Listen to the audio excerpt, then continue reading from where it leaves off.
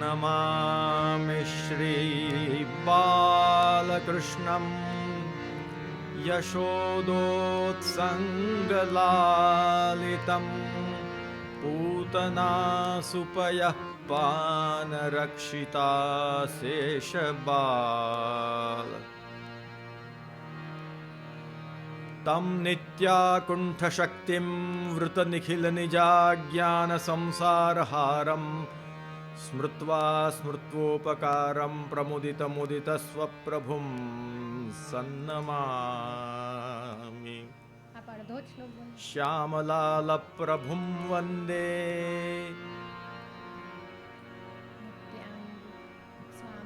श्यामलालप्रभुं वन्दे स्वामिनी संयुतं सदा व्यक्तानुभावं स्वाचार्यनिधिं नित्यं कृपाधिकं चिन्तासन्तानहन्तारो यत्पादाम्बुजरेण वः स्वीयानान्तान् निजाचार्यान् प्रणमामि मुहुर्मुहुः।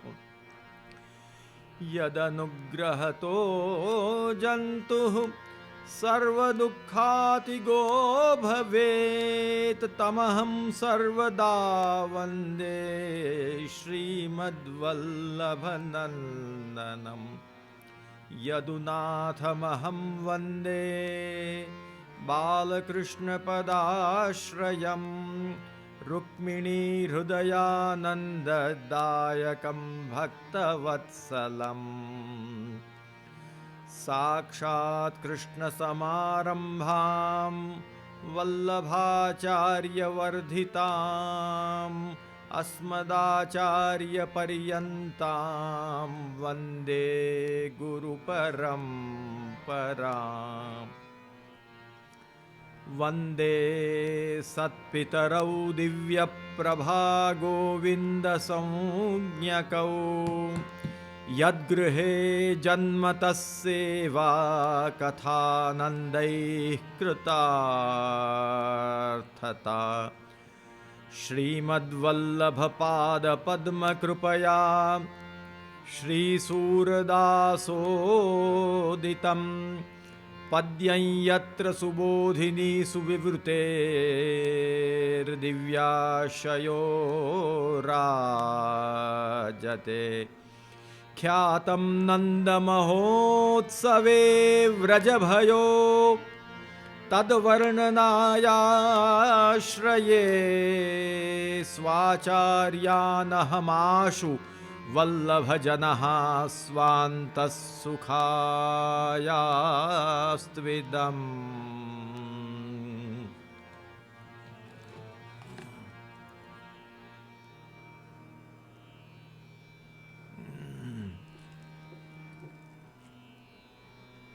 भाग्यवान जनों, श्री महाप्रभु जी, श्री गोसाई जी, सप्ताचार्यवर एवं बड़ों के अनुग्रह से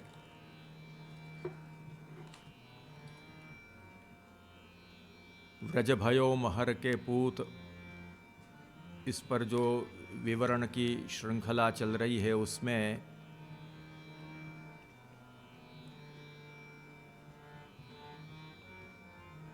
व्रज पूरव पूरे पुण्य रूपी कुल सुथिर थुनी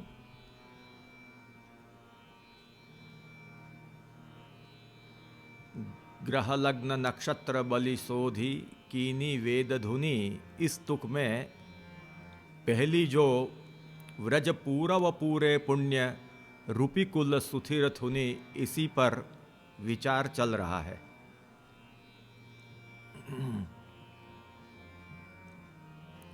उसमें व्रज शब्द को नामैक देश मानते हुए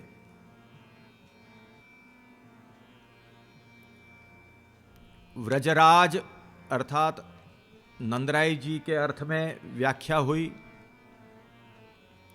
फिर व्रजराज्ञी नामैक देशेन नामग्रहणम, सिद्धांत के अनुसार व्रज शब्द से व्रज राज्ञी यानी श्री यशोदा जी को लेकर यशोदा जी के अर्थपरक व्याख्यान हुआ।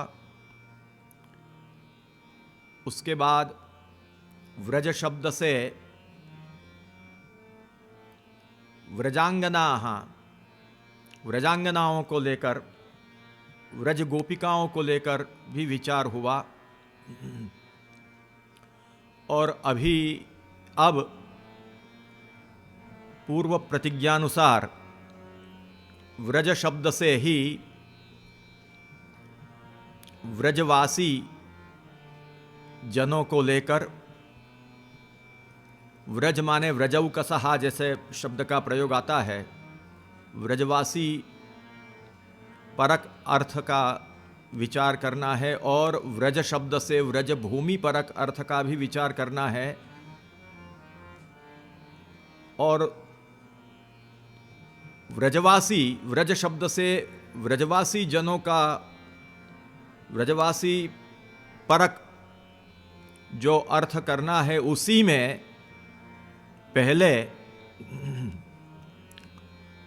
उसके पहले व्रज शब्द से भगवान के जो सखा, व्रज सखा, किंवा व्रज शब्द से व्रज गोप, इस अर्थ में व्रज के गोपों के अर्थ में, किंवा भगवान के जो सखा, व्रज सखा, उस अर्थ में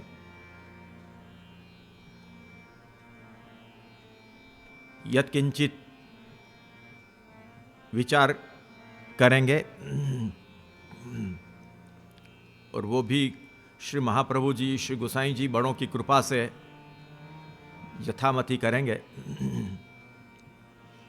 व्रज पूरव पूरे पुण्य रूपी कुल सुथिर थुनी, यह मूल पंक्ति है।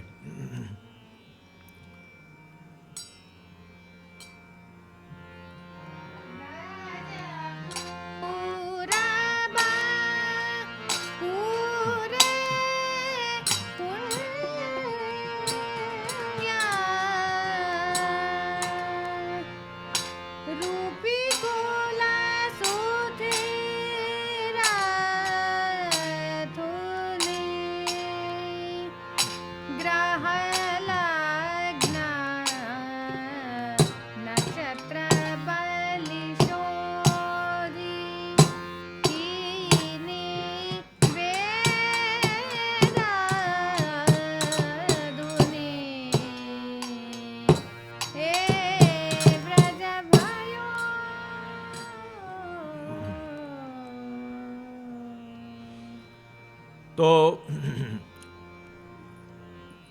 व्रज पूरव पूरे पुण्य, व्रज शब्द से व्रज गोप, व्रज के सखा। सूरदास जी यह भाव व्यक्त कर रहे हैं कि आज गोकुल में प्रभु श्री कृष्ण ने प्रकट होकर व्रज गोपों के, व्रज सखाओं के भी पूर्व के पुण्य पूरित किए हैं, फलित किए हैं।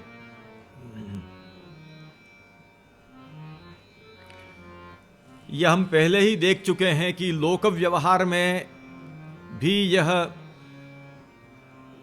देखने को मिलता है कि किसी को बहुत जब सुख प्राप्त होता है तब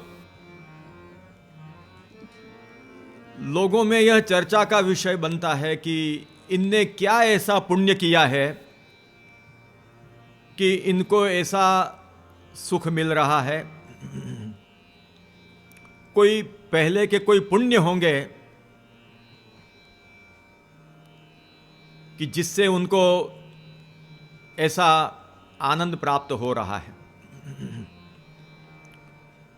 यहां ये जो सुख, चाहे नंदराय जी को, यशोदा जी को व्रज गोपिकाओं को या व्रज गोपों को जो प्राप्त होता है, यह लोक दृष्टि से निरूपण कर रहे हैं कि कौन सा ऐसा पुण्य किया है। वस्तुतस्तु श्री महाप्रभु जी ने कहीं पर प्रतिपादित किया है कि ऐसा जो सुख मिलता है, भगवत सुख, यह कोई पुण्य वगैरह से नहीं, परंतु भगवद इच्छा से ही मिलता है। यह तो तत्वतः बात हुई, परंतु लोक व्यवहार के अनुसार सूरदास जी इन गोपों को भी जो सुख मिला है उसका अनुसंधान करते हुए, किंवा ये मान लें कि गोपों को जो सुख मिलने वाला है उसका अनुसंधान करते हुए कह रहे हैं कि आज व्रज के गोपों का, भगवान के जो व्रज के सखा हैं उनके भी पुण्यों का आज भगवान ने पुण्यों को आज पूरित किए हैं, आज पुण्यों को फलित किए हैं कि इनको अब सुख प्राप्त होने वाला है।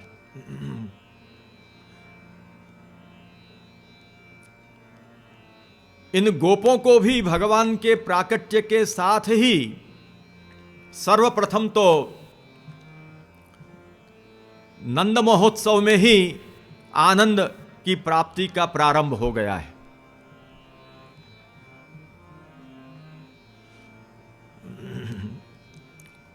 और इसीलिए कौन से इनने ऐसे पुण्य किए हैं कि कौन से इनके ऐसे भाग्य हैं, ऐसा विचार ब्रह्मा जी को भी आया। और प्रक्षिप्ताध्याय में, श्रीमद् भागवत के प्रक्षिप्ताध्याय में, भागवतांतर्गत प्रक्षिप्ताध्याय में ब्रह्मा जी ने कहा,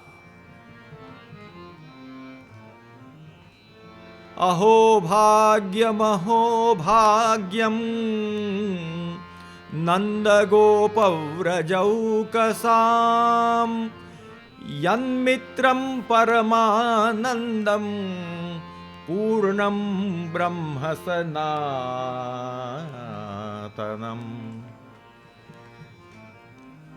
यहां पर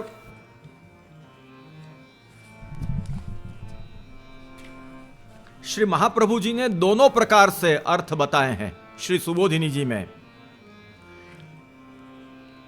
एक अर्थ तो बताया कि नंद गोपस्य व्रजे ये तिष्ठन्ति तेषाम सर्वेषामेव अहो भाग्यम।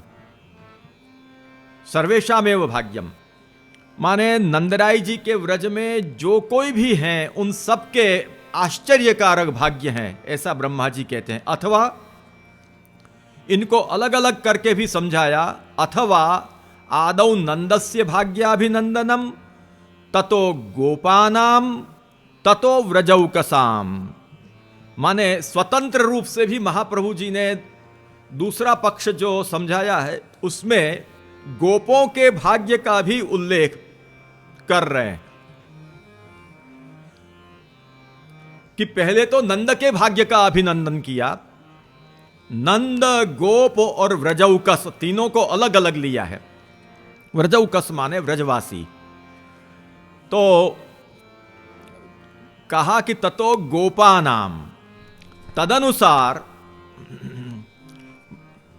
श्री सूरदास जी की इस पंक्ति को भी हम समझने का प्रयास करें कि व्रज पूर्व पूरे पुण्य, व्रज के गोपों के भी पूर्व के पुण्य आज फलित हुए हैं। भगवान ने फलित किए हैं, पूरित किए हैं। और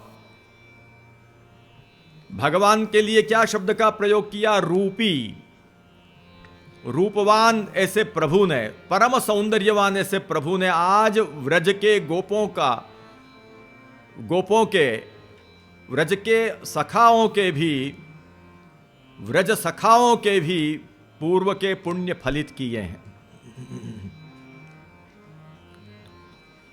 तो ये भी परिकर जो है, ये परिकर भी भुवि उत्तारितम सर्वम, ये व्यापी वैकुंठ स्थित जो परिकर वही यहां पर पधारा हुआ है। तो उस समय व्यापी वैकुंठ स्थिति के दौरान भी जो कुछ भी पुण्य किए होंगे या एतत् जन्म में, आज के पहले पूर्व में, भगवत प्रादुर्भाव के पूर्व में जो कुछ पुण्य किए हैं वो आज तो फलित हो गए हैं। व्रज पूरव पूरे पुण्य रूपी कुल सुथिरथुनि, रूपी ने पुण्य आज पूरित किए हैं, फलित किए हैं। और उनके भी ये समस्त गोपकुल के लिए जो सखा कुल है, सखाओं का जो समुदाय है, उनको, उनके लिए आज रूपी भगवान स्वयं ही सुथिरथुनि उनके आधार बने हैं। सुस्थिर स्तंभ के जैसे आप स्वयं ही आधार बने हैं उनके। इन गोप बालकों के भी जीवन के आधार प्रभु श्री कृष्ण ही बने हैं।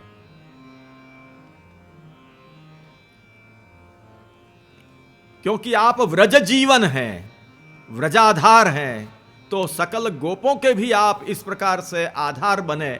और आधार प्रदान करना यह स्तंभ का काम होता है। इस रूप में रूपी कुल सुथिरथुनि, सुस्थिर ऐसे आप स्तंभ के रूप में आज बने हैं, ऐसा सूरदास जी वर्णन कर रहे हैं। ये तो हमने सब एक इस तुक का पांत रूप से अर्थ किया।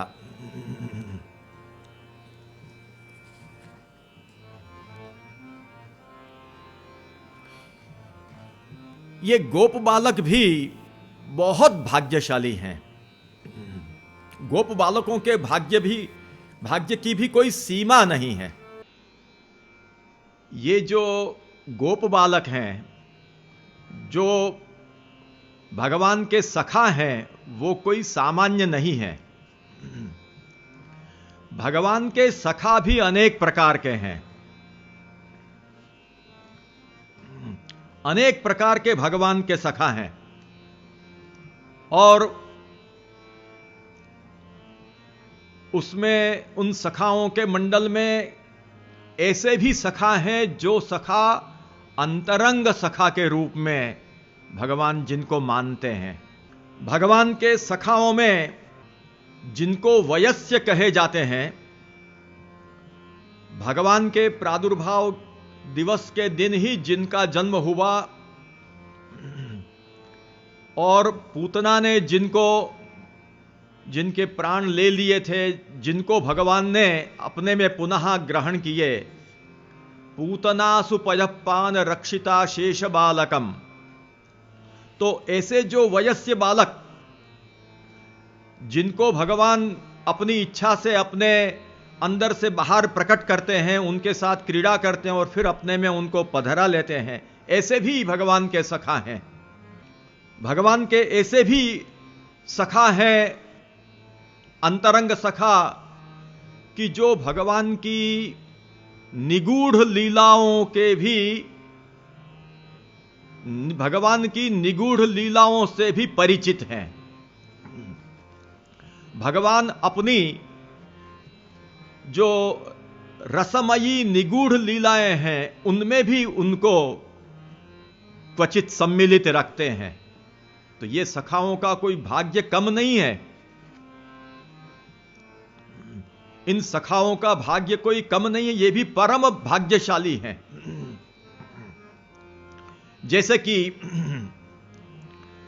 जैसे कि दान लीला में श्री हरिराय चरण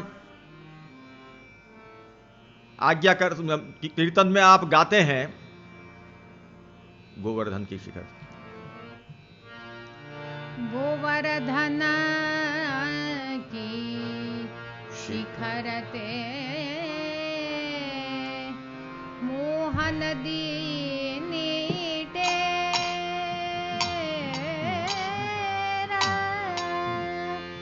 अंतरंग सो कहत है सब द्वार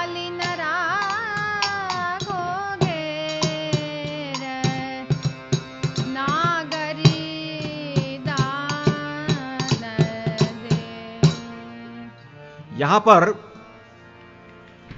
अंतरंग सो कहत हैं सब ग्वालिनी राखो घेर,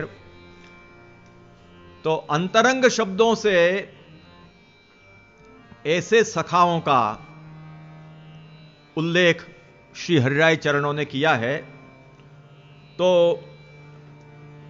ये सब जो सखाएं हैं, इन्होंने प्रभु की रसमयी लीलाओं का अनुभव किया है, और भगवान की जो निगूढ़ रसमयी लीलाएं हैं उनमें भी इन सखाओं को भगवान ने प्रसंगोपात रखा है, इसलिए इनके भाग्य को कम नहीं कह सकते हैं।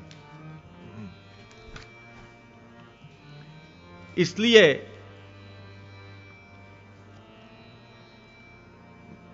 व्रज शब्द से व्रज सखाओं को लेकर भी आज इनके पूर्व के पुण्यों को भगवान ने फलित किए हैं, यह सूरदास जी की उक्ति बहुत समुचित ही है।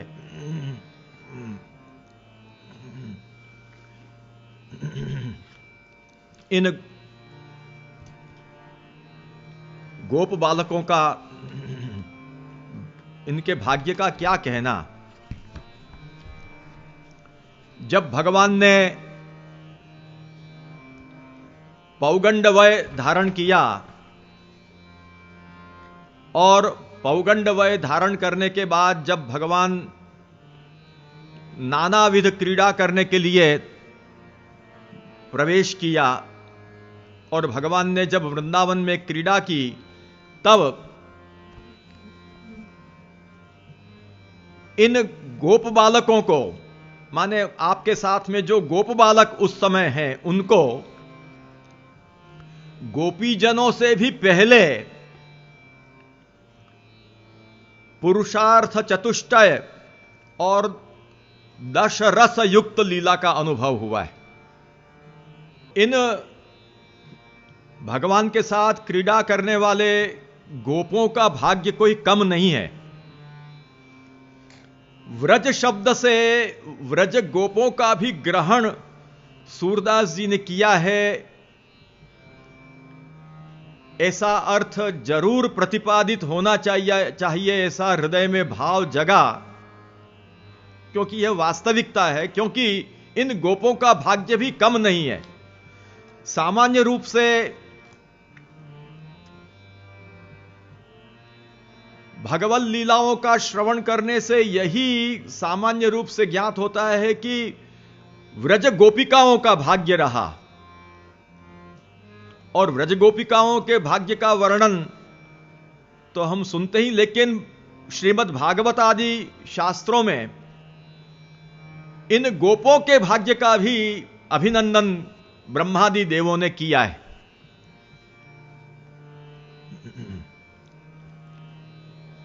तो इन गोपों के भाग्य की तो क्या कहना भाग्य के लिए, क्योंकि पुरुषार्थ चतुष्टय सहित 10 रस युक्त जो भगवान की लीला है, जिसमें धर्म अर्थ काम मोक्ष, ये पुरुषार्थ चतुष्टय और 10 रस, श्रृंगार वीर करुण अद्भुत हास्य भयानक बीभत्स रौद्र शांत और भक्ति आदि जो रस हैं, उन 10 रसों से युक्त जो भगवान की लीला, उसका प्रथम अनुभव गोपीजनों के पहले इन गोप बालकों को भगवान ने करवाया है। तो उनका भी महाभाग्य मानना कि नहीं मानना। श्री महाप्रभु जी के मतानुसार 10वें स्कंध के तामस प्रमेय प्रकरण के 12वें अध्याय में, तामस प्रमेय प्रकरण में आने वाले 12वें अध्याय में आप कहते हैं कि पौगंड वयसः पुरुषार्थ चतुष्टय साधक काल रूपत्वात् आदौ पुरुषार्थ चतुष्टय प्रतिपादनम क्रमेण ततो 10 रसोद्भावनेन क्रीड़ा परमानंदस्य 10धा रसः लोके अनुभूयते इति ब्रह्मानंदापेक्षया भजनानंदस्य उत्तमत्व प्रतिपादनार्थम। इस प्रकार से यहां पर एवं वृंदावने श्रीमान कृष्ण प्रीतमनाः पशून रेमे संचारयन नद्रेः सरिद्रोधस्सु सानुगः। यहां पर अनुगों के साथ में, अनुग माने भगवान के पीछे पीछे जो चलने वाले, जो भगवान के सेवक हैं, उनका यहां पर उल्लेख किया गया है। इस प्रकार से इन गोपों को भगवान की इन लीलाओं का अनुभव पहले हुआ है। जब भगवान गोचारण करने के लिए वन में पधारते हैं वृंदावन में, उस समय भगवान ने पुरुषार्थ चतुष्टय सहित दशरस युक्त लीला का अनुभव इन गोपों को करवाया है। यहां पर विशेष सुबोधनी जी के विस्तार में नहीं जाएंगे कि कौन से श्लोक से धर्म का प्रतिपादन हुआ, अर्थ का प्रतिपादन हुआ इत्यादि, अथवा कहां पर कैसे दश रसों का वर्णन हुआ है, लेकिन ये इन श्लोकों के संदर्भ में प्रतिपादित की गई है। क्वचित गायति गायत्सु मदान्धालिष्वनुव्रतैः उपगीयमान चरितः सखी संकर्षणान्वितः। इस प्रकार से शुरू करके मेघ गंभीरया वाचा नामभिर्दूरगान पशून क्वचिदाह्वयति प्रीत्या गो गोपाल मनोज्ञया, यहां तक धर्म अर्थ काम और मोक्ष लीला भगवान ने की और उसका अनुभव गोपों ने किया। और उसके बाद में एवं पुरुषार्थ चतुष्टय लीलाम उपपाद्य दशरस प्रकारेण भगवतो लीलाम वदन प्रथमम षड्रस लीलामाह कह करके चकोर क्रौंच चक्राह्व भारद्वाजांश्च बर्हिणः अनुरौति स्म सत्वानाम भीतवद व्याघ्र सिंहयोः। यहां से शुरू करके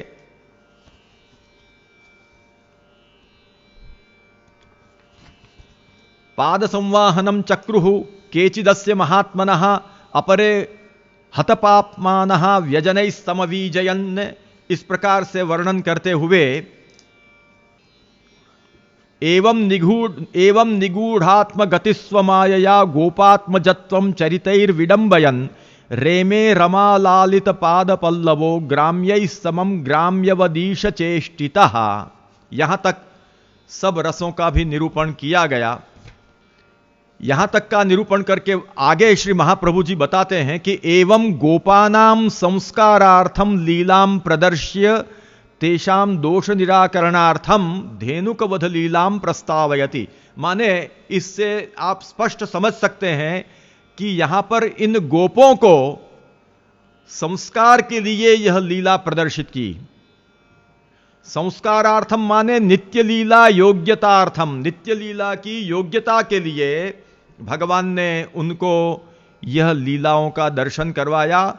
तो ये गोप बालक भी कोई सामान्य थोड़ी हैं, गोप बालकों के भाग्य की भी कोई सीमा नहीं है। और इसीलिए आगे चलकर और संदर्भों में यहां तक वर्णन किया गया है कि इनके भाग्य को वाणी से वर्णन करना संभव नहीं है और मन से चिंतन करना भी संभव नहीं है। इतना इन गोप बालकों के रूप में इन व्रजवासियों का भाग्य है। इस प्रकार प्रथम गोपों को भगवान की लीला का अनुभव हुआ है। और इसीलिए श्री महाप्रभु जी ने आगे चलकर 12वें इसी अध्याय के 42वें श्लोक में तंगोरजश्छुरित कुंतल बद्ध बर्ह, तंगोरजश्छुरित कुंतल बद्ध बर्ह वन्य प्रसून रुचिरे क्षण चारुहासम वेणुं क्वणन्तमनुगैरनुगीत कीर्तिं गोप्यो दिदृक्षित दृशोभ्यगमन् समेताः। तंगोरजश्छुरित कुंतल बद्ध बर्ह वन्य प्रसून रुचिरे क्षण चारुहासम वेणुं क्वणन्तमनुगैरनुगीत कीर्तिं गोप्यो दिदृक्षित दृशोभ्यगमन् समेता। गोरजच्छुरितकुन्तलबद्धबर्ह वन्यप्रसूनरुचिरेक्षणचारुहासं वेणुं क्वणन्तमनुगैरनुगीतकीर्तिं गोप्यो दिदृक्षितदृशोऽभ्यगमन् समेताः। तो इस संदर्भ में श्री महाप्रभु जी यह समझाते हैं कि एवं वनलीला मुक्त्वा पुनर्व्रजे भगवतः समागमनमाह कृष्णः कमलपत्राक्षः पुण्यश्रवण कीर्तनः स्तूयमानोऽनुगैर्गोपैः साग्रजः व्रजमाव्रजत्। तो भगवान जब व्रज में पधार रहे हैं वापिस, उस समय की यह संध्या आरती के समय की भगवान की लीला है। क्योंकि श्री ठाकुर जी जब से वन में पधारे हैं तब से व्रज में श्री यशोदा जी को और विशेष करके गोपीजनों को भी, इस संदर्भ में श्री गोपीजनों को भी आपका विरहताप हो रहा है और उनको आप विरहताप शमन कराने के लिए आप पधार रहे हैं। तो यहां पर एवं वनलीला मुक्त्वा, इससे स्पष्ट है कि गोपों के लिए वहां वो लीला की है। पुरुषार्थ चतुष्टय से युक्त एवं दशरस से युक्त लीला गोपों के लिए भगवान ने की है। और फिर वन में से यहां पधारते समय अब यहां पर गोपीजनों के लिए वैसी ही लीला आप कर रहे हैं। श्री महाप्रभु जी आप समझाते हैं कि पूर्वम पुरुषार्थ चतुष्टय सहिता दशरस युक्ता लीला च प्रदर्शिता सा गोपिकाभिर्न दृष्टा इति गोपिकानां भगवती तापः अतस्तन्निवृत्त्यर्थम चतुर्दश धर्मयुक्तो भगवान अत्र निरूप्यते। माने एक प्रकार से तो गोपीजनों से भी पहले इस लीला का अनुभव भगवान ने इन भक्तों को कराया है, इन गोपों को कराया है। तो गोपों के परम भाग्य हैं कि नहीं है। महाप्रभु जी ने कहा कि भगवान ने जो पुरुषार्थ चतुष्टय संहिता और दशरस युक्ता जो लीला की वो तो वन में की, और उसका अनुभव तो गोप बालकों को हुआ, सखाओं को हुआ। उस लीला का अनुभव करके वे वहां वन में तो धन्य धन्य हो गए, लेकिन गोपिका भी न दृष्टा, गोपिकाओं ने तो उस लीला का दर्शन नहीं किया है। इसलिए अब गोपिकाओं को भी उस प्रकार के ताप की निवृत्ति कराने के लिए, क्योंकि गोपिकाओं के हृदय में भी यह ताप रहता है कि हमको भी प्रभु ऐसी रसाल लीला का अनुभव कब कराएंगे, इसलिए प्रभु वैसी लीला का अनुभव व्रज में पधारते समय करते हैं और वो गोपिकाओं को उस लीला का अनुभव कराते हैं। पुरुषार्थ चतुष्टय संहिता और दशरस युक्ता लीला जो है उसका अनुभव गोपीजनों को कराते हैं, जिसका वर्णन यहां तंगोरजश्छुरित कुंतल बद्ध बरह इत्यादि संदर्भ में किया गया है। तो विषय ये चल रहा है कि गोप बालक भी परम भाग्यशाली हैं। गोप बालकों के भाग्य की भी कोई सीमा नहीं है, और इनके ऐसे भाग्य को देखकर सूरदास जी भी विचार करें। वो स्वाभाविक है कि व्रज माने व्रज गोपों के भी पूर्व पूरे पुण्य रूपी कुल सुथिर थुनी, इसमें कोई आश्चर्य की बात नहीं है। ये व्रज में जो पधारे हैं और व्रज में जो लीला कर रहे हैं वे भगवान कौन हैं? वो कोई सामान्य तत्व है कि जिनके साथ गोप बालक इस प्रकार से क्रीड़ा करने का सौभाग्य प्राप्त कर रहे हैं। भागवत में यत्र तत्र गोप बालकों के साथ श्री ठाकुर जी की और बलदेव जी की क्रीड़ा का वर्णन आता है।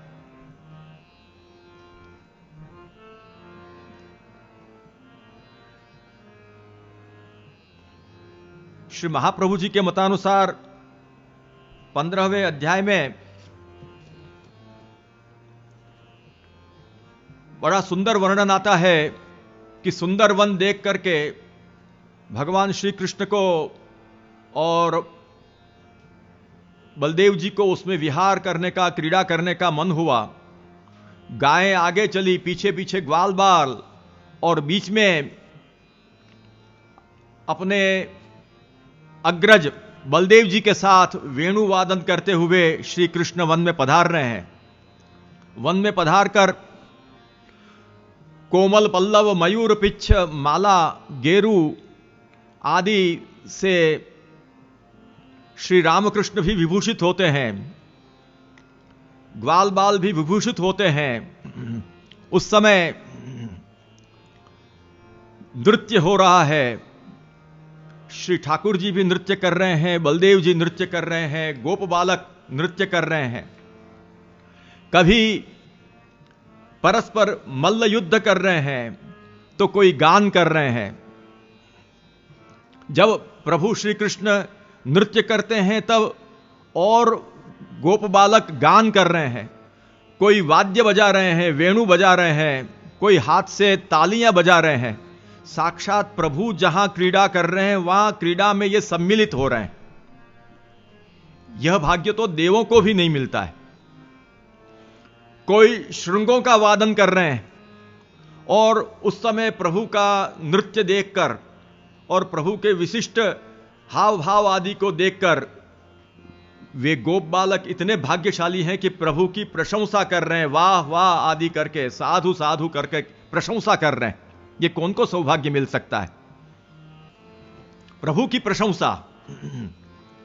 गोप जाति प्रतिच्छन्ना देवा गोपाल रूपिण ईडिरे कृष्ण रामौच नटा इव नटम नृप। श्री महाप्रभु जी समझाते हैं कि यथा भगवान प्रतिच्छन्ना एवं भगवत सेवका अपि गोप जात्या प्रतिच्छन्ना जाता। जिस प्रकार भगवान गोप जाति से प्रतिच्छन्न है, उसी प्रकार ये जो गोप हैं वो भी प्रतिच्छन्न हैं। वस्तुतः देवाहा शब्द जो यहां पर प्रयुक्त किया है, देवाहा गोपाल रूपिणः, यहां देव पद से नित्य लीलास्थ गोपों का उल्लेख है। देव शब्द से ये जो इंद्रादि देव हैं उन देवों का उल्लेख नहीं है भागवत में। इसीलिए नीचे व्याख्या में लिखा है लेखकार ने कि देव पदेन नित्य लीलास्था गोपाः इत्याशयेन आहु भगवत सेवकाः। जैसे एकादश इंद्रियों के अधिष्ठाता जो देव रहे वो भी कोई सामान्य, माने ये जो देव हैं वो देव नहीं है, किंतु वैकुंठस्थ परिकरभूत वे देव रहे। इसीलिए हे कृष्ण स्तोक, हे अंसो श्रीदामन सुबलार्जुन, इस श्लोक की सुबोधिनी के ऊपर जो योजना है श्री लालू भट्ट जी द्वारा कृत, उस योजना में बड़ा सुंदर समझाया है कि निरोध्य भक्तानाम एकादश इंद्रियाणाम अधिष्ठातृ रूपाः इत्यर्थः। भूमौ उत्तारितं सर्वं वैकुंठम इति कृष्णोपनिषत्सु कृष्णावतार परिकरस्य वैकुंठस्थत्वोक्तेः एते सखायः वैकुंठवासिनः व्रजस्थ निरोध्य भक्तानाम एकादश इंद्रियाधिष्ठातारः भगवता सहैव अवतीर्णाः इति बोध्यम। यहां पर यह बताया है कि ये जो गोप हैं, जैसे ये जो एकादश इंद्रियों के अधिष्ठाता भी जो गोप हैं, वो कोई तत्तद इंद्रियों के अधिष्ठाता तत्तद देव के रूप में वो देव नहीं है, परंतु वे प्रपंचातीत वैकुंठस्थ जो परिकर है वो परिकर भूत ये एकादश इंद्रियों के अधिष्ठाता ये गोप हैं। क्योंकि बड़ा सुंदर समझाया है कि व्रजस्थानाम अलौकिकत्वेन प्रपंचातीतत्वात्, जो व्रजभक्त हैं, व्रज गोपिकाएं हैं, वे भी अलौकिक हैं और अलौकिक होने के कारण प्रपंचातीत हैं। इसलिए उनके इंद्रियों की अधिष्ठात्रता भी प्रपंचातीत वैकुंठस्थ भक्त परिकर भूत गोपों के द्वारा ही माननी चाहिए। यह बात वहां पर बताई है। तदनुसार ये देव भी, ये गोप भी जो कोई है वो सामान्य नहीं है। गोप जाति प्रतिच्छन्ना जो कहा है वो भी यहां समझना है कि वो कोई सामान्य जो प्रचलित जो जिनको अपन देव समझते हैं वो देव नहीं है, भगवत सेवक हैं। तो गोप जाति प्रतिच्छन्नाः देवाः गोपाल रूपिणः, यहां पर भी देव पदेन नित्य लीलास्थाः गोपाः इत्याशयेन आहुर भगवत सेवकाः। देव शब्द का अर्थ यहां पर तात्पर्य भगवत सेवक के रूप में किया है, अर्थात नित्य लीलास्थ गोप वहां पर जो भगवान की लीला में आज सम्मिलित हुए हैं वो सब वहां पर प्रशंसा करने लग गए। जैसे एक नट दूसरे नट की प्रशंसा करे, उस प्रकार से वे भगवान के सेवक भूत ऐसे गोप भगवान की प्रशंसा करने लगे। उस समय कुछ गोपाल, कुछ गोप भगवान जब इस प्रकार सुंदर वृंदावन में क्रीड़ा कर रहे हैं, तब श्री राम और श्याम कोई सखा के हाथ पकड़ करके चक्कर चक्कर घुमा रहे हैं, कभी लंबा कूद रहे हैं, कभी ऊंचा कूद रहे हैं, कभी गोपों के साथ क्रीड़ा करते हुए एक दूसरों को दूर धक्का मार रहे हैं, कभी मल्ल कुश्ती कर रहे हैं, कभी दूसरे गोप नृत्य कर रहे हैं। तब श्री ठाकुर जी और बलदेव जी स्वयं गान कर रहे हैं। कितने इनके भाग्य हैं कि गोप बालक नृत्य कर रहे हैं और कृष्ण बलदेव गान कर रहे हैं और वाद्य भी बजा रहे हैं। और उस समय भगवान स्वयं उनकी प्रशंसा कर रहे हैं कि बहुत सुंदर नृत्य कर रहे हो, बहुत सुंदर नाच रहे हो, उनकी प्रशंसा कर रहे हैं। कभी फलों से खेल रहे हैं, कभी कोई अन्य प्रकार से खेल रहे हैं, कभी आंख मिचौनी लीला खेल रहे हैं, कभी कपर्तिका और वरवर्तिका आदि की क्रीड़ा कर रहे हैं, कभी हरण की जैसी चाल गोप बालकों के साथ चल रहे हैं, कभी मोर के जैसी लीला कर रहे हैं, क्रीड़ा कर रहे हैं, कभी देड़का कैसे हिंदी, कभी मेंढक के जैसे गोप बालक प्रभु को प्रसन्न करने के लिए कूद रहे हैं, तो कभी नाना प्रकार के मुंह बनाकर प्रभु को हंसा रहे हैं। और इस प्रकार से हास्य रस करते हुए आप ये गोप बालक रामकृष्ण के साथ खेलते हैं। कभी गोप बालक स्वयं पालकी बन जाते हैं और उसमें श्री कृष्ण को विराजमान करके उनको लेकर के घूमते हैं। तो कभी भगवान उन गोप बालकों के साथ क्रीड़ा करते हुए आप राजा बनते हैं, करहिचिन नृपचेष्टया, और राजा बन करके आप नानाविध क्रीड़ा करते हैं। इसी में करहिचिन नृपचेष्टया, इसी श्लोकार्ध में श्लोक के एक चरण में दान लीला का भी संकेत प्राप्त होता है। तो इस प्रकार से आप विविध प्रकार की लीला जब करते हैं उस समय इन बालकों को अपने साथ रखते हैं और इन गोप बालकों को अपने साथ क्रीड़ा करने का सौभाग्य भगवान प्रदान करते हैं। भागवत में अनेक स्थलों पर इस प्रकार भगवान की लीला में गोप बालकों को यह सौभाग्य प्राप्त हुआ कि उसमें सम्मिलित हुए, यह वर्णन प्राप्त होता है। इसी प्रकार प्रक्षिप्ताध्याय की लीला में भी वर्णन आता है कि कभी प्रभु को वन भोजन करने की इच्छा हुई। क्वचिद वनाशाय मनोदधद व्रजात प्रातः समुत्थाय वयस्य वत्सपान प्रबोधयन श्रृंग रवेण चारुणा विनिर्गतो वत्स पुरस्सरो हरि। कभी ठाकुर जी को इच्छा हुई कि आज वन भोजन करना है, वन भोजन का विशेष आनंद आज लेने के भाव से प्रभु बालकों को और सबको गाय बछड़ों को लेकर के, आप विशेष करके गाय के बछड़ों को लेकर के उस समय निकले हैं।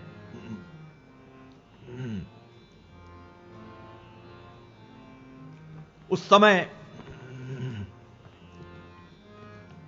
भगवान के साथ, भगवान के प्रेम में स्निग्ध हुए ऐसे हजारों हजारों गोप बालक, और वे हजारों हजारों गोप बालक भी अपने हजारों हजारों छोटे छोटे बछड़ों को लेकर सब वन में आप पधार रहे हैं, वन भोजन के लिए और गोचारण का आनंद लेने के लिए हजारों हजारों हजारों गोप बालकों को लेकर। और वे हजारों हजारों गोप बालक भी अपने अपने प्रभु के और बलदेव जी के तो हैं ही, परंतु अपने अपने भी हजारों हजारों गोप बालक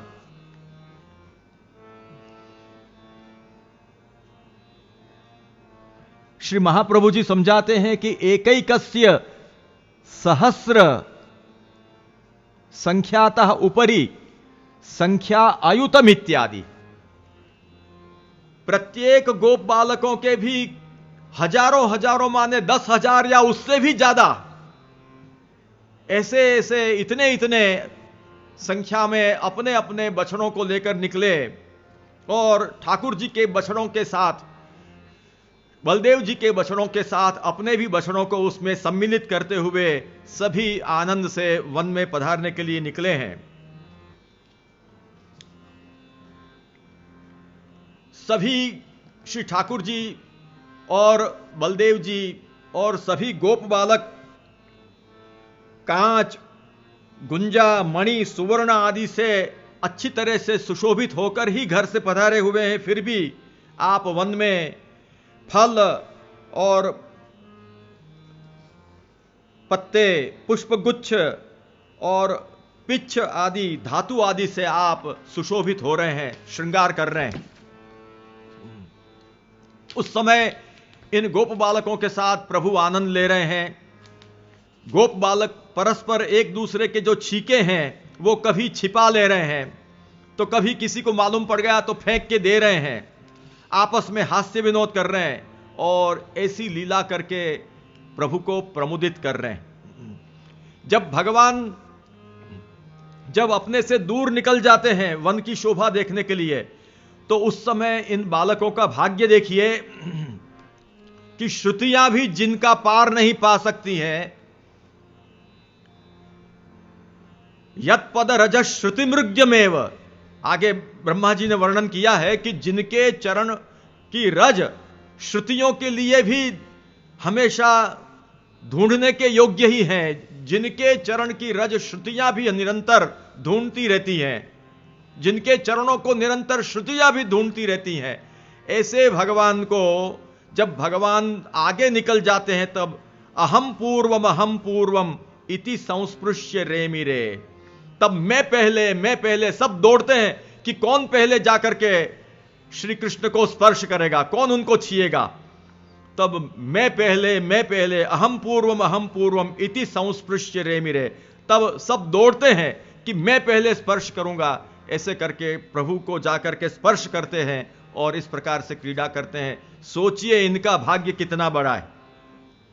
उस समय कुछ गोप वेणुवादन कर रहे हैं, कुछ श्रृंगों को बजा रहे हैं, कुछ गोप प्रभु को प्रसन्न करने के लिए भ्रमर के जैसा गुंजारव कर रहे हैं और कुछ गोप बालक कोयल के जैसे कूजन कर रहे हैं। कभी गोचारण करने में इस प्रकार से जब पधार रहे हैं, वन में खेल रहे हैं और ऊपर से आकाश में से पक्षियों को जब उड़ते हुए देखते हैं तो पक्षियों की छाया के साथ गोप बालक दौड़ रहे हैं, हंसों के साथ चल रहे हैं, बगलाओं के साथ, बगुला के साथ में बैठ रहे हैं और मयूरों के साथ में नृत्य कर रहे हैं। प्रभु इन सबको देखकर प्रसन्न हो रहे हैं। कभी ये सब बाल लीला करते हुए बंदरों की पूंछ पकड़ के खींच रहे हैं, कभी बंदरों के बच्चों को पकड़ के वृक्षों पे चढ़ जाते हैं और बंदरों के जैसी ही उनके साथ उनका अनुकरण करते हैं दांत दिखाकर और वृक्ष पर से फिर कूदते हैं।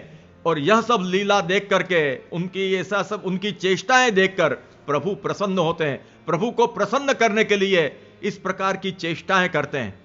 ऐसा सौभाग्य तो देवताओं को नहीं मिलता है। यहां भी वर्णन आया है कि साकम भेकैर विलंघंतः, माने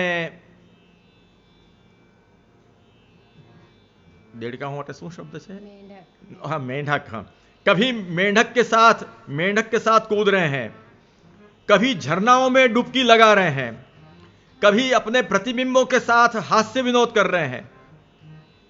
इस प्रकार इन गोपों के साथ भगवान क्रीड़ा कर रहे हैं, भगवान बाल लीला कर रहे हैं, लौकिक बालक के जैसी क्रीड़ा कर रहे हैं। आप अलौकिक होते हुए उनको भी सुख देने के लिए और उनके सुख से स्वयं सुख लेने के लिए भगवान और गोप बालक ऐसी परस्पर क्रीड़ाएं करते हैं। इन गोप बालकों के भाग्य को क्या कहना। यहां पर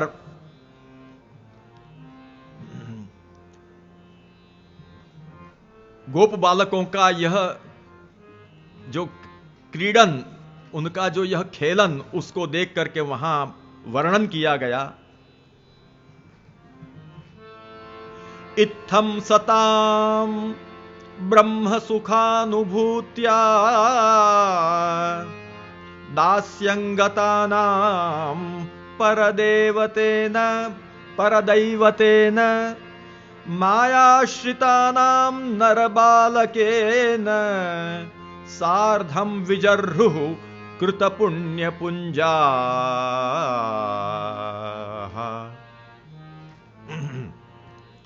तो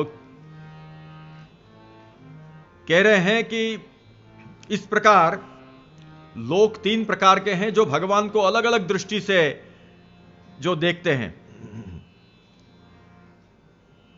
ज्ञानियों के लिए जो श्री कृष्ण ब्रह्म रूप हैं, सुख रूप हैं, ज्ञानियों को जो सुख रूप से स्फुरायमान होते हैं, जो श्री कृष्ण दास्य प्राप्त किए हुए भक्तों के लिए नियंता और आराध्य के रूप में स्फुरायमान होते हैं, और माया का आश्रय किए हुए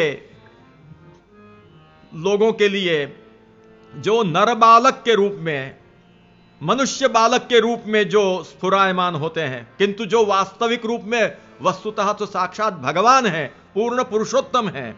ऐसे पूर्ण पुरुषोत्तम भगवान के साथ ये क्रीड़ा करते हैं, पर कैसे हैं? कृत पुण्य पुंजाः सार्धम नरबालकेन सार्धम विजर्रुः कृत पुण्य पुंजाः। ऐसे प्रभु के साथ वे क्रीड़ा करते हैं, क्रीड़ा करते थे। वो गोप बालक कैसे थे? कृत पुण्य पुंजाः। सूरदास जी की कह रहे हैं कि व्रज पूरव पूरे पुण्य, माने व्रज गोपों के आज पूर्व के पुण्य पूरित किए हैं भगवान ने। इसीलिए यहां पर वर्णन आया कि कृत पुण्य पुंजाः नरबालकेन सार्धम विजर्रुः परदैवतेन साकं विजर्रुः और सुखानुभूत्या साकं विजर्रुः। सुखानुभूति रूप अथवा तो परदैवत रूप या पामर मनुष्यों के लिए जो नर बालक के रूप में प्रतीत होते हैं, किंतु जो साक्षात श्री कृष्ण परब्रह्म परमात्मा पूर्ण पुरुषोत्तम है, उनके साथ ऐसे बालक क्रीड़ा करने लगे। और वो कैसे हैं कि कृत पुण्य पुंजाः, जिन्होंने असंख्य पुण्य किए हैं, तब जिनको यह सौभाग्य मिला है। यहां भी वर्णन इस रूप में किया गया है। शुकदेव जी इस प्रकार से इनके भाग्यों का वर्णन कर रहे हैं। श्री महाप्रभु जी समझा रहे हैं कि महच्च तेषां भाग्यम, इन गोप बालकों का महद भाग्य है। महच्च तेषां भाग्यम यत् तेषां दृष्ट्यग्रे भगवांस तिष्ठति। अनेक तपस्या करने पर भी जिनके दर्शन दुर्लभ हैं, जिनकी दिशा भी नहीं मिल सकती है, वे भगवान सामने से कृपा करके बिना प्रार्थना के उनको यह सुख दे रहे हैं।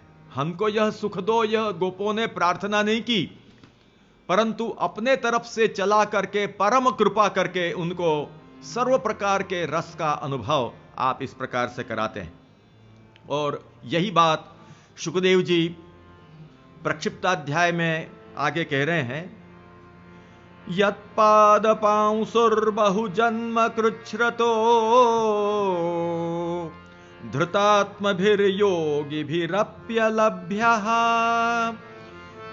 स एव यदृग्विषयस्वयं स्थितः किं वर्ण्यते दिष्टमतो व्रजौकसाम् स एव यदृग्विषयस्वयं स्थितः किं वर्ण्यते दिष्टमतो व्रजौकसाम्।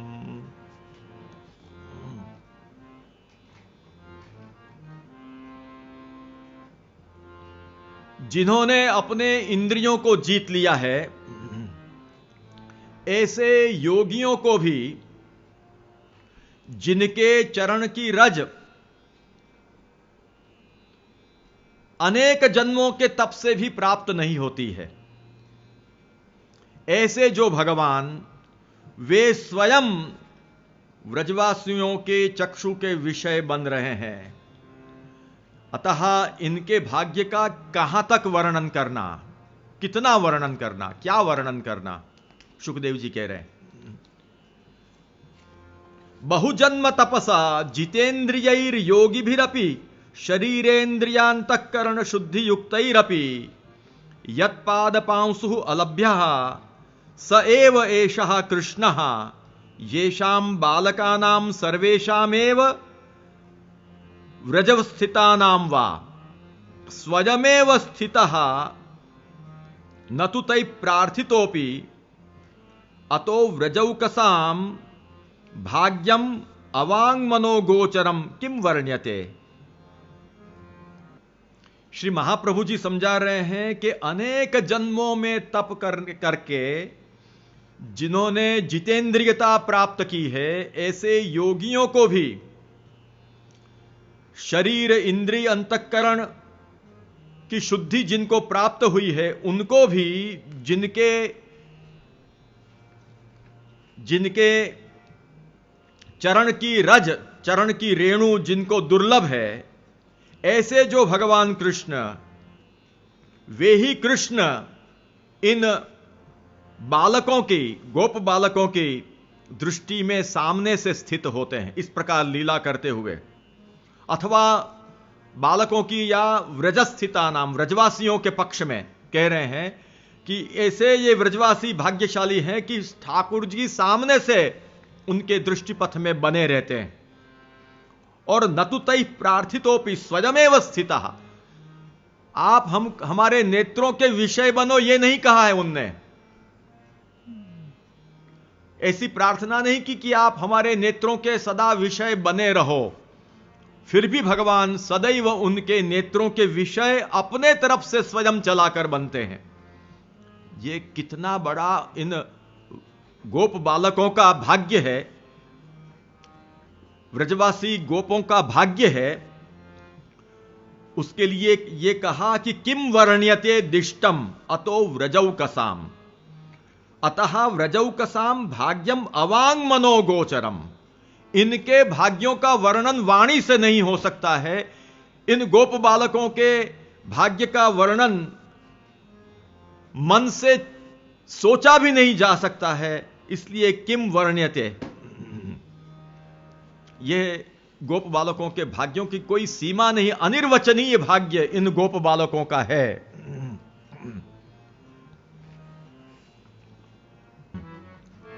तो इन गोप बालकों के और व्रज शब्द से व्रजवासियों के भी भाग्य की कहां तक सराहना करनी। इसीलिए तो सूरदास जी ने भी बहुत सुंदर गाया है,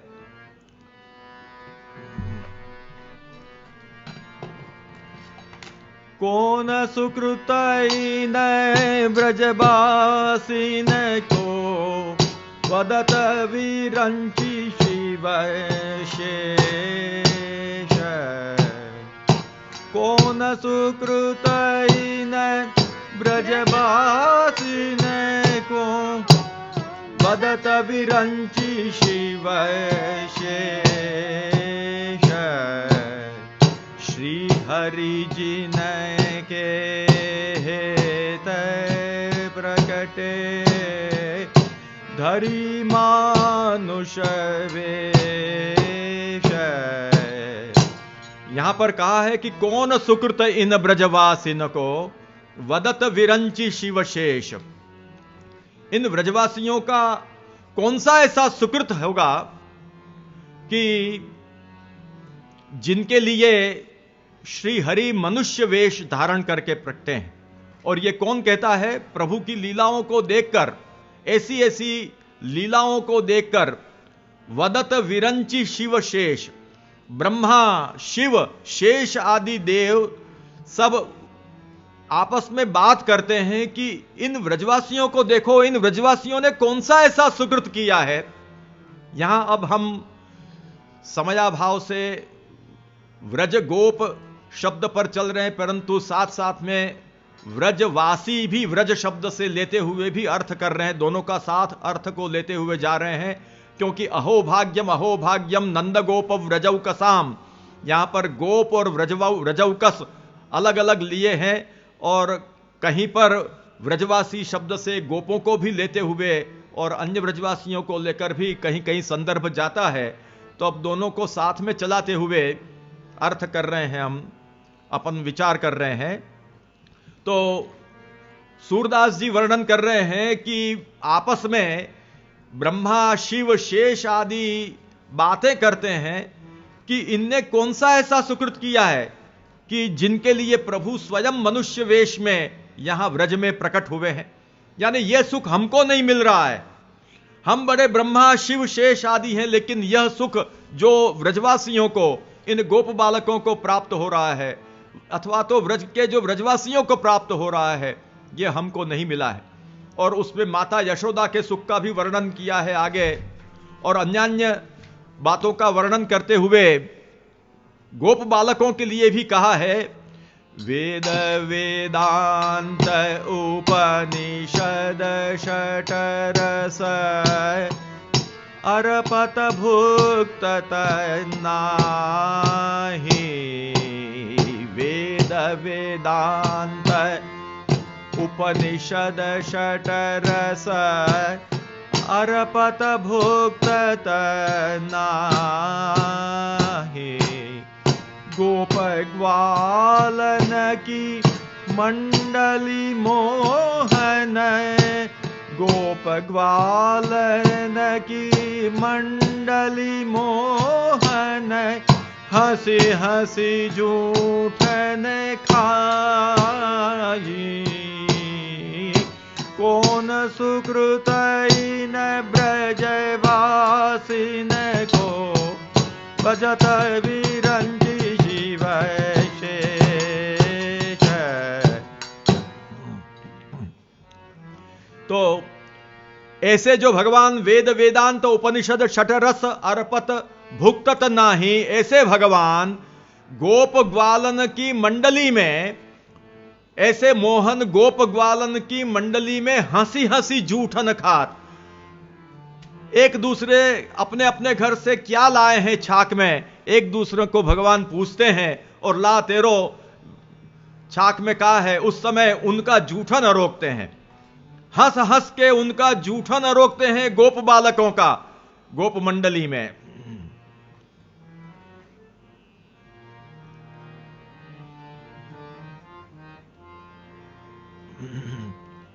और भगवान जिस प्रकार गोप बालकों का जूठन अरोकते हैं, उसी तरह से अपना अधरामृत, अपना जूठन गोप बालकों को भी लिवाते हैं, जिसका बड़ा सुंदर वर्णन आज दधि मीठो मदन गोपाल में किया है। मीठो मदन गोपाल, आज दधि मीठो मदन गोपाल, भावत मोहि तिहारो झूठो, चंचल नैन विशाल, आज दधि मीठो मदन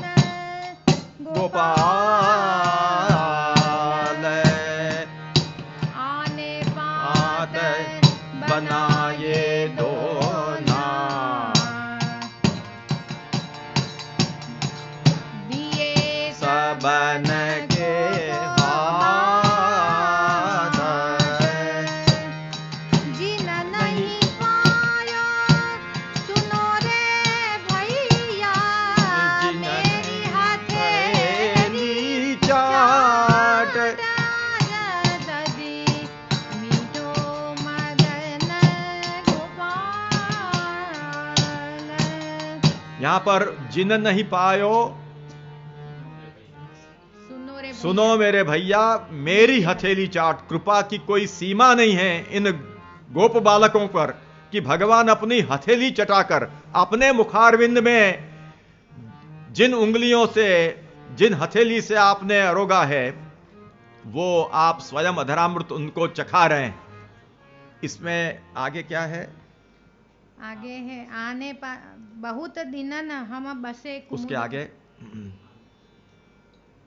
आपन हसत हसावत ग्वालन मानुष लीला रूप, परमानंद प्रभु हम सब जानत तुम त्रिभुवन के भूप। तो इस प्रकार से आप उन हसत हसावत ग्वालिन मानुष लीला रूप, आप स्वयं हंसते हैं, बालकों को हंसाते हैं। और उस समय परमानंदास जी आदि आप सखा भाव से कह रहे हैं कि आप हमको इस प्रकार से सख्य का आनंद दे रहे हैं, परंतु दैन्य प्रकट कर रहे हैं कि आप तो त्रिभुवन के भूप हो और कृपा करके हमको यह सख्य का सुख दे रहे हो। इस प्रकार से वर्णन आता है। तो गोप बालकों के भाग्य की भी क्या सराहना हो सकती है। अवांग मनोगोचर इनका माहात्म्य है। गोप बालकों के भाग्य का भी, भाग्य की महिमा भी अवांग मनोगोचर है, अनिर्वचनीय है।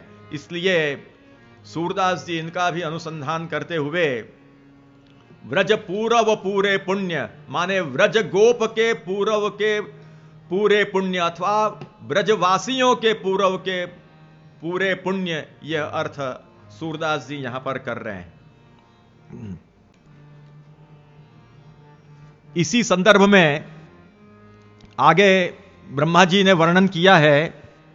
श्री महाप्रभु जी उसकी उत्थानिका में समझाते हैं कि एवं गोकुलवासी नाम भाग्यम अभिनंद्य वृंदावन बृहद्वनादिष्वपि ये वृक्षादयोपि जाताः लता गुल्मादयश्च कीटादयो वा तेषामपि भाग्यम अभिनंदति तद भूरि भाग्यमिह। श्लोक इस प्रकार है।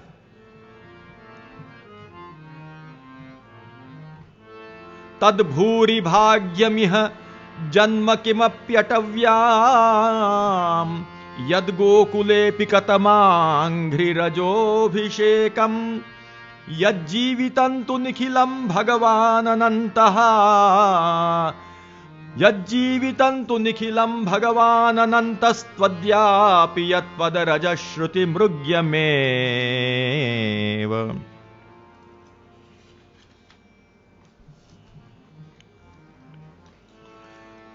ब्रह्मा जी कह रहे हैं कि तदेव जन्म भूरि भाग्यम, अधिक भाग्ययुक्तम, वही जन्म अधिक भाग्ययुक्त है। ब्रह्मा जी कह रहे हैं कि वृंदावन में या बृहद्वन आदि व्रज में जिनका वृक्ष के रूप में जन्म हुआ है या लता गुल्मादि के रूप में जन्म हुआ है या फिर कीड़े मकोड़े के रूप में भी जिनका जन्म हुआ है, उनका बहुत भाग्यशाली वह जन्म है। वह उनका जन्म जो है वो अधिक भाग्ययुक्त है। हम भले देवता हैं, परंतु हमारा यह जो सौभाग्य, हमने यह सौभाग्य प्राप्त नहीं किया है। लेकिन जिन्होंने वृंदावन गोकुल आदि स्थलों में, बृहद्वन आदि स्थलों में जिन्होंने जन्म लिया है, चाहे वृक्ष गुल्मलता या कीड़ों के रूप में भी, किंतु उनका वह जन्म हमसे श्रेष्ठ है।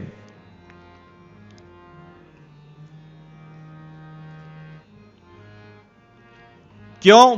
कारण क्या कि कतमस्य परब्रह्मणः अंघ्रिरजसाम अभिषेको यत्र, उनको ऐसा जन्म मिला है व्रज में कि इस रूप में जन्म प्राप्त करके कतमस्य माने परब्रह्म पूर्ण पुरुषोत्तम भगवान श्री कृष्ण के चरण की रज उनको प्राप्त होती है। वायु के कारण ठाकुर जी जब लीला करते हैं, खेलते हैं, कूदते हैं, उस समय जो वो धूली उनके चरणों से स्पृष्ट जो धूली है वो वायु के कारण उन पर भी उड़कर जाती है, वो हमको नहीं प्राप्त होती है। अथवा भगवान की चरण की रज तो मिलती ही है।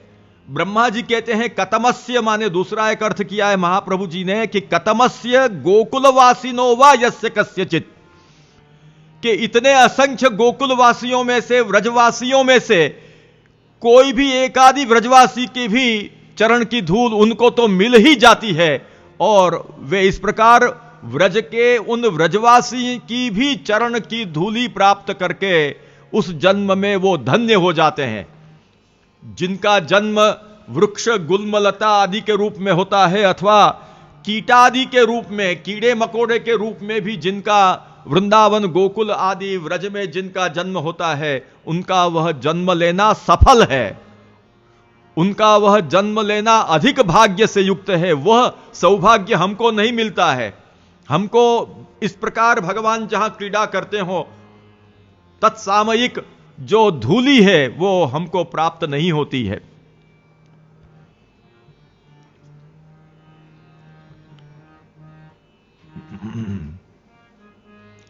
इस प्रकार वर्णन करते हुए ब्रह्मा जी कहते हैं कि भगवान कैसे हैं कि यत पद रजः श्रुतिमृग्यमेव, अद्यापि यत पद रज श्रुतिमृग्यमेव। आज भी श्रुतियां, महाप्रभु जी समझाते हैं कि श्रुतयो ही भगवत पदान्वेषण पराहा, श्रुतियां भगवान के चरणों को ढूंढती फिरती हैं कि ऐसे जो रसात्मक परब्रह्म है, आनंद मात्रमिति यद वदंति पुराविदः, प्राचीन लोग जिनको परमानंदमय स्वरूप के रूप में जिनका वर्णन करते हैं, ऐसे जो आनंदमय जो भगवान श्री कृष्ण, उनके चरणारविंद को श्रुतियां भी ढूंढती रहती हैं। और इसीलिए ब्रह्म को ब्रह्म भगवत पदम ज्ञात्वा, ब्रह्म को भगवान का चरण मानते हुए ब्रह्मपुच्छम प्रतिष्ठा तद विष्णो परमम पदम इत्यादि भी ब्रह्म प्रशंसन्ति। श्रुतियां भी भगवान के चरणों को निरंतर ढूंढती हुई, चरणों की प्राप्ति तो नहीं हो सकती है, परंतु चरणों को आनंदमय जो परमात्मा का जो वह विलक्षण स्वरूप है, अनिर्वचनीय आनंदमय जो भगवान का स्वरूप है, उस स्वरूप का अन्वेषण करते हुए ब्रह्म की प्रशंसा करती हैं। इस प्रकार क्योंकि प्रशंसा इसलिए करती हैं कि रज प्राप्त उत्कृतार्था सत्यो न पुनर्बोधयेयु। यदि उनको रज की प्राप्ति हो जाती, भगवान के आनंदमय स्वरूप के चरण की रज की प्राप्ति उस समय हो जाती, तो फिर वो क्यों इस प्रकार से ब्रह्मपुच्छम प्रतिष्ठा और तद विष्णो परमम पदम इत्यादि रूप में उनका उद्बोधन करती, फिर कोई प्रयोजन नहीं रह जाता है। इसलिए ब्रह्मा जी कहते हैं कि यद जीवितंतु निखिलम भगवान अनंतस्त्वद्यापि यत पद रज श्रुति मृग्यमेव।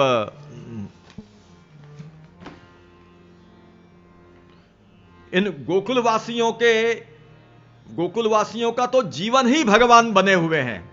सब गोकुल की जीवन गोपाल लाल प्यारो, यद जीवितंतु निखिलम भगवान अनंतः, यद जीवितंतु निखिलम भगवान अनंतः, सब गोकुल की जीवन गोपाल लाल प्यारो, इसीलिए गाया है।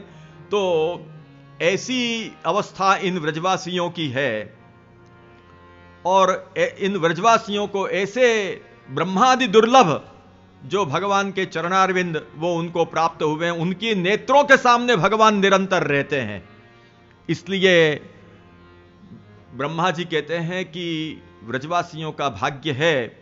बाकी वेद की ऋचाओं को, श्रुतियों को भी भगवान की चरण रज तो आज भी मृग्य है। अद्यापि यत पद रज श्रुति मृग्यमेव, ऐसा महात्म्य इन व्रज के गोपों का है, उनका भाग्य ऐसा है। व्रज के व्रजवासियों का ऐसा भाग्य है कि जिनके लिए कौन सुकृत इन व्रजवासिन को वदत विरंची शिवशेष, श्री हरि जिन हेत प्रकटे धरी मानुष वेश। प्रभु स्वयं जिनके लिए व्रज में प्रकट हुए मनुष्य वेश धारण करके, तो उनके भाग्य की क्या सराहना करनी। इसलिए उनके पुण्यों का भी क्या कहना, उनके पुण्यों की भी कोई सीमा नहीं है। तो आज सूरदास जी कह रहे हैं कि व्रजपुरव पूरे पुण्य रूपी कुल सुधीरा धुनी ग्रह लग्न नक्षत्र बलि सोधी की निवेद धुनी ए ब्रज भयो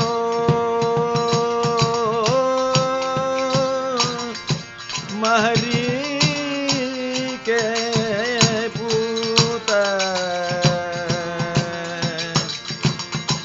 जब यह बात